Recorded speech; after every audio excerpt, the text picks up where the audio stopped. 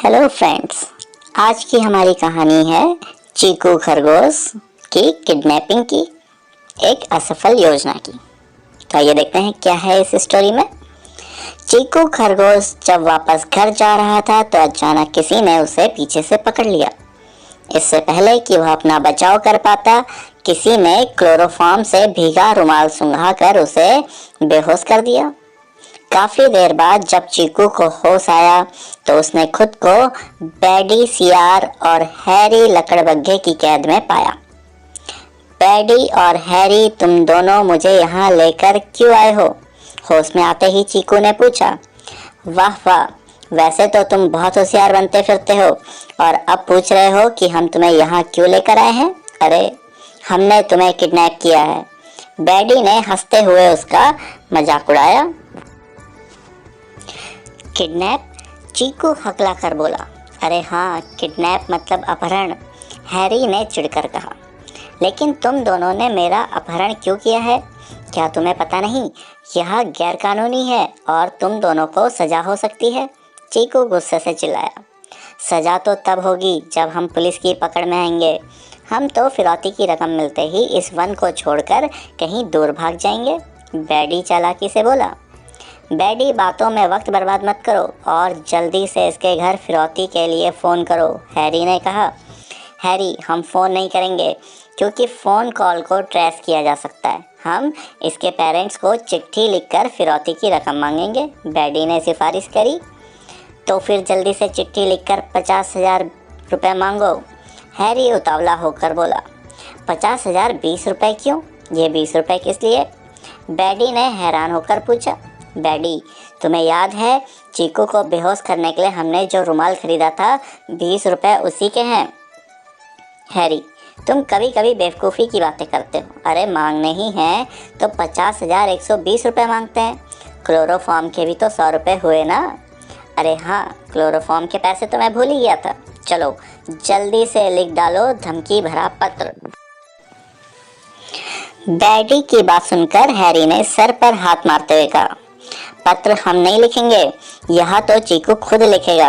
अगर हम लिखेंगे तो वो हमारी लिखावट को पहचान लेंगे और फिरौती मिलने से पहले ही हम पकड़े जाएंगे। हमें ऐसा कोई सुराग नहीं छोड़ना है जो हमें इस अपराध से जोड़े। फिरौती मिलने से पहले किसी को हमारे बारे में पता नहीं चलना चाहिए। बैडू चीकू की तरफ कागज लेकर बढ़ते हुए बोला। देखो, तुम दोनों यह गलत कर रहे हो। क्या गलत है और क्या सही, यह हम तय करेंगे। तुम चुपचाप चिट्ठी लिखो, हैरी ने चीकू की बात काटते हुए कहा। मैं कैसे लिखूं? कैसे लिखूं क्या मतलब? हाथ से लिखो। और कैसे लिखोगे? अरे, मेरे कहने का मतलब है कि कागज पेंसिल भी तो दो, चीकू चिढ़कर बोला। अरे, पैसे मिलेंगे, इस खुशी में हम इसे कागज और पेन देना तो भूल ही गए, बैडी ने हंसते हुए कहा और चीकू को कागज और पेन पकड़ा दिया। बैडी, सावधान रहना, चीकू बेहद चालाक है, कहीं कोई चालाकी ना करे, हैरी ने उसे सावधान किया। चिंता मत करो हैरी, बैडी के सामने अच्छों की होशियारी धरी रह जाती है।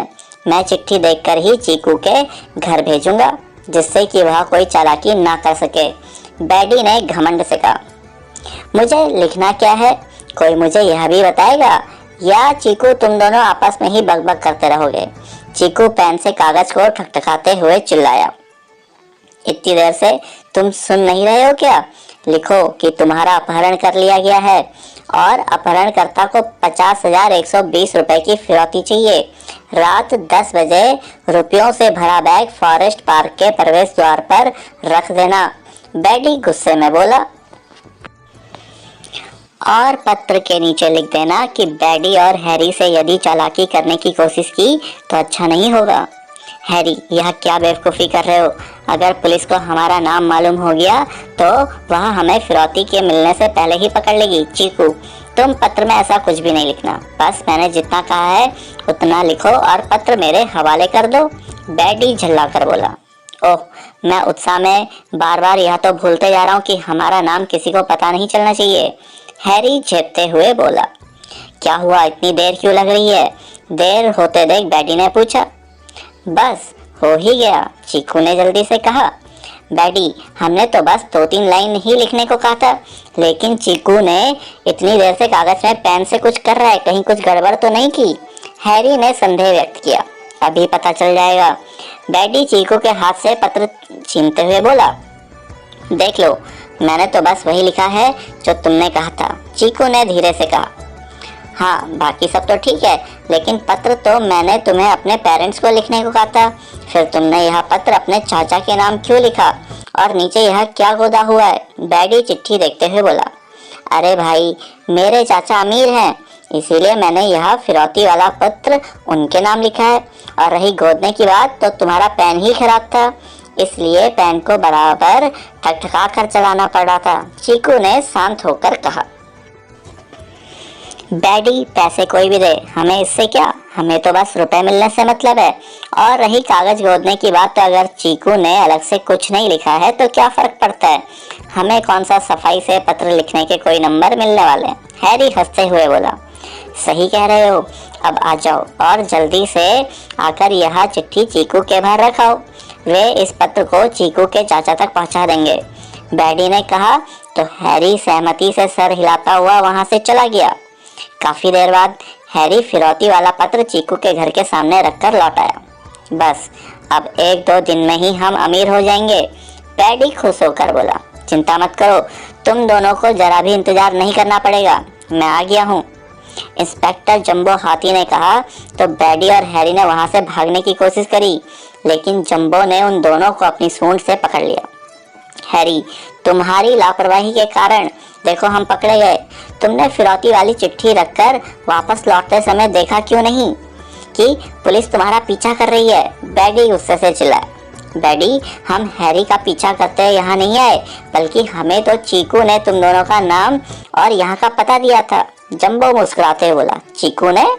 डैडी और हैरी, जिसे तुम गोदना समझ रहे थे, वह डॉट या उभार वास्तव में ब्रेल लिपि में लिखा हुआ संदेश था, और मेरे चाचा जी को ब्रेल लिपि आती है, इसलिए मैंने फिरौती वाली चिट्ठी उनके नाम लिखी, जिससे वह चिट्ठी में लिखा हुआ संदेश पढ़ सके और पुलिस को यहाँ भेज पाए।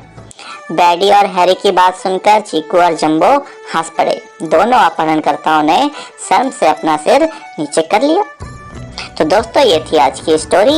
इस तरह की स्टोरी को और भी पाने के लिए बने रहिए हमारे साथ, सब्सक्राइब करिए किड्स टून्स को।